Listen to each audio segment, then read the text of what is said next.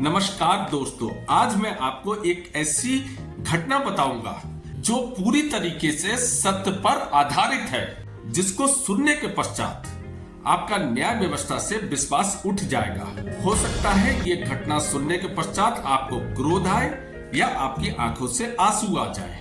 आज मैं आपको ऐसी मार्मिक घटना बताने जा रहा हूँ, इसमें हमारे देश की अदालत ने एक पूरे परिवार से उसके जीने का अधिकार छीन लिया। इस घटना में मैंने गोपनीयता बनाए रखने के लिए पात्रों के नाम और उनके निवास स्थानों के नाम बदल दिए हैं, क्योंकि हमारे देश की अदालतें असंवेदनशील हो सकती हैं, लेकिन मेरे जैसा आम व्यक्ति इतना निर्दयी नहीं हो सकता। एक बात मैं आपको और बता दूं कि ये घटना कोई सुनी सुनाई नहीं है, बल्कि ये घटना मेरे बहुत करीबी व्यक्ति के साथ घटी है। अगर आप भी हमारे देश की न्याय व्यवस्था की काली सच्चाई से रूबरू होना चाहते हैं तो बने रहिए वीडियो के अंत तक। तो शुरू करते हैं अपना वीडियो।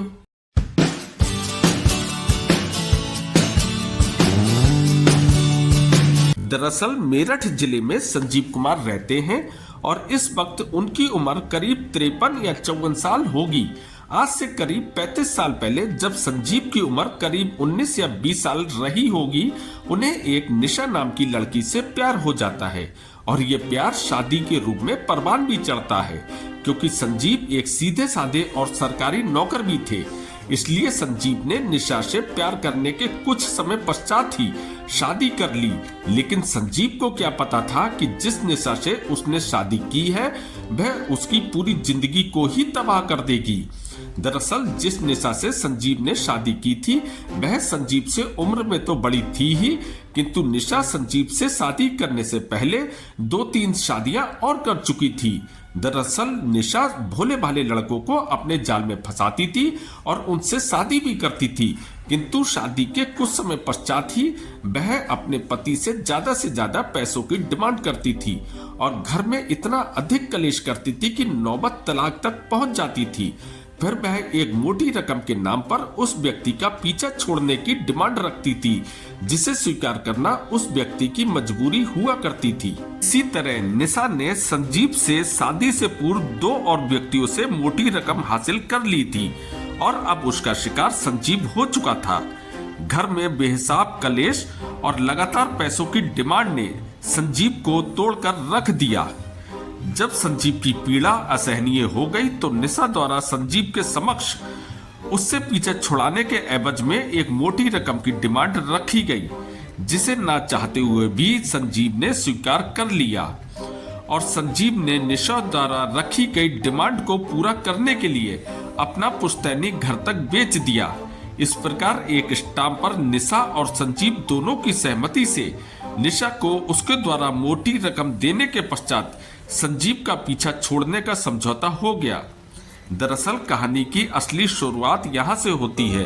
दरअसल संजीव निशा द्वारा बनाए गए शिकारों के बराबर खुशनसीब नहीं था, क्योंकि वह एक सरकारी नौकर था। इसलिए निशा ये जानती थी कि स्टाम्प पेपर पर हुए समझौते को अदालत कभी समझौता स्वीकार नहीं करेगी और निशा कानूनी तौर पर संजीव की बीवी बनी रहेगी।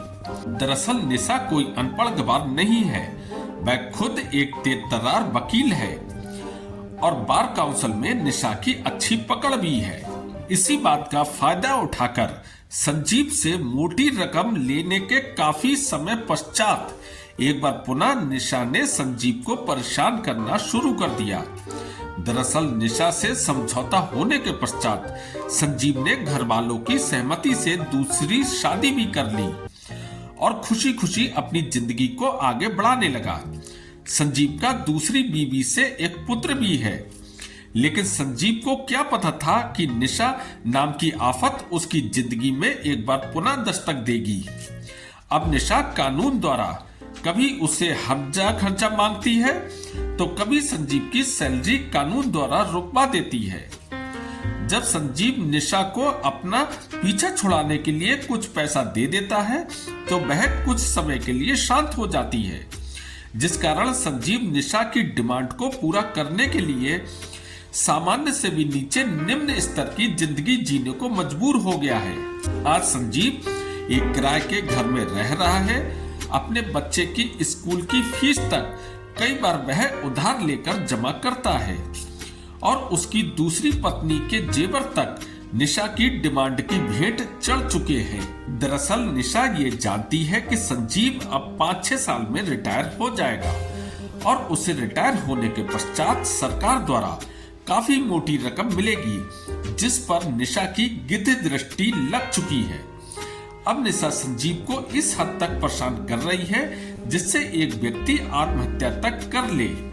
दरअसल निशा ने इस वक्त कानून का गलत इस्तेमाल करते हुए संजीव की सैलरी होल्ड करवा दी है। आज करीब 7 से 8 महीने हो चुके हैं। संजीव अपने विभाग में तो काम कर रहा है और उसके अकाउंट में सैलरी भी आ रही है, किंतु वह उस सैलरी को निकाल नहीं सकता क्योंकि एक भ्रष्ट जज के जजमेंट से बैंक ने उसका खाता सीज कर दिया है, जिसमें पैसे आ तो सकते हैं किंतु उसे निकाला नहीं जा सकता। अब संजीव इलाहाबाद हाई कोर्ट में जिस वकील की नियुक्ति अपने केस के लिए करता है, तो निशा साम दाम दंड भेद का सहारा लेते हुए उस वकील को उसका केस लड़ने ही नहीं देती।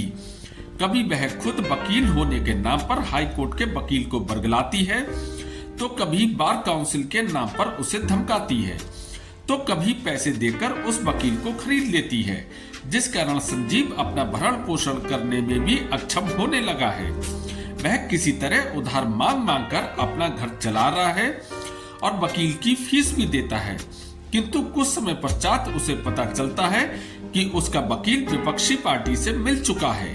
अगर ये स्थिति कुछ और समय चली तो शायद संजीव के पास आत्महत्या करने के अलावा कोई और चारा नहीं बचेगा।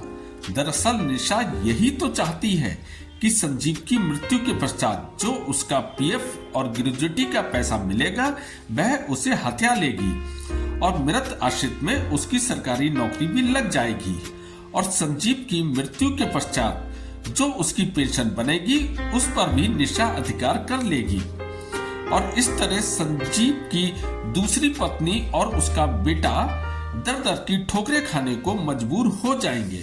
दरअसल मेरी इस स्टोरी का सार ये है कि हमारा संविधान हर व्यक्ति को राइट टू फूड यानी खाने का अधिकार, राइट टू लाइफ यानी जीने का अधिकार प्रदान करता है और ये दोनों अधिकार हर व्यक्ति का मौलिक अधिकार भी है। तो फिर कैसे एक जज किसी भी व्यक्ति से इन अधिकारों को छीन सकता है और कैसे एक जज किसी भी व्यक्ति की सैलरी होल्ड करवा सकता है? क्या जज साहब ये नहीं जानते कि अगर किसी व्यक्ति को उसकी सैलरी ही नहीं मिलेगी तो उसके परिवार का भरण पोषण कैसे होगा? और अगर कोई व्यक्ति अपना भरण पोषण करने में अक्षम हो जाएगा तो वह अपनी जिंदगी जीने में भी अक्षम हो जाएगा। अब मैं आपसे पूछता हूँ, क्या वर्तमान समय के जज संविधान को मानते हैं या नहीं? क्योंकि आज के जज निरंकुश हो चुके हैं। वह अपने काम पर किसी भी समय आते हैं और किसी भी समय पर उठकर चले जाते हैं। मान लीजिए कि किसी अदालत की कार्रवाई का समय सुबह 10 बजे शुरू होता है, लेकिन अक्सर जज साहब खुद 12 बजे तक अदालत पहुंचते हैं और शाम को 5 बजे तक सुनवाई करने की बजाय 2-2:30 बजे तक अपनी सीट छोड़ देते हैं और अदालत के पीछे बने अपने रेस्टिंग रूम में चले जाते हैं और कोई भी व्यक्ति इस संबंध में जज साहब से सवाल जवाब नहीं कर सकता, क्योंकि जज साहब जरा सी बात पर कंटेम्प्ट ऑफ कोर्ट लगा देते हैं। क्या लकड़ी का हथौड़ा पकड़ने के पश्चात जज भगवान का रूप धारण कर लेता है, जिस कारण सरकार से लेकर एक आम व्यक्ति तक जज से सवाल जवाब नहीं कर सकता। आपने भी न्यूज के माध्यम से एक घटना को देखा होगा। जब एक जज के घर में आग लग जाती है तब फायर ब्रिगेड की टीम आग बुझाने पहुंचती है। तब जज साहब के घर से करोड़ों रुपए के जले हुए नोट पाए जाते हैं, किंतु किसी भी अदालत ने उन जज साहब से यह सवाल नहीं पूछा कि करोड़ों रुपए का कैश उनके पास कहां से आया। अगर यही सब चलता रहा तो संविधान का कोई मतलब ही नहीं रह जाता, क्योंकि अगर कोई जज एक व्यक्ति से उसके खाने का अधिकार और उसके जीने का अधिकार छीन सकता है तो मेरे पास तो कुछ कहने को ही नहीं रह जाता। और अगर भविष्य में संजीव और उसका परिवार इस कानूनी सिस्टम से तंग होकर आत्महत्या कर लेते हैं तो इसका उत्तरदायी कौन होगा? बहन निशा या बहन जज साहब, जिन्होंने एक व्यक्ति से उसके जीने का अधिकार तक छीन लिया। वैसे आप इस विषय पर क्या सोचते हैं? क्या अब जरूरत आ पड़ी है इन निरंकुश जजों पर लगाम लगाने की? आप अपनी राय कमेंट्स बॉक्स में जरूर देना, क्योंकि आपकी राय भी मायने रखती है। और अगर मेरी वीडियो ने आपके दिल को छुआ हो तो आप इसे लाइक और शेयर जरूर करना। और हाँ, अगर आपने मेरा चैनल अभी तक सब्सक्राइब नहीं किया है तो इसे अभी सब्सक्राइब करें। तो फिर मिलते हैं अगले शनिवार को एक नए विषय के साथ। तब तक के लिए थैंक यू वेरी मच। नमस्कार।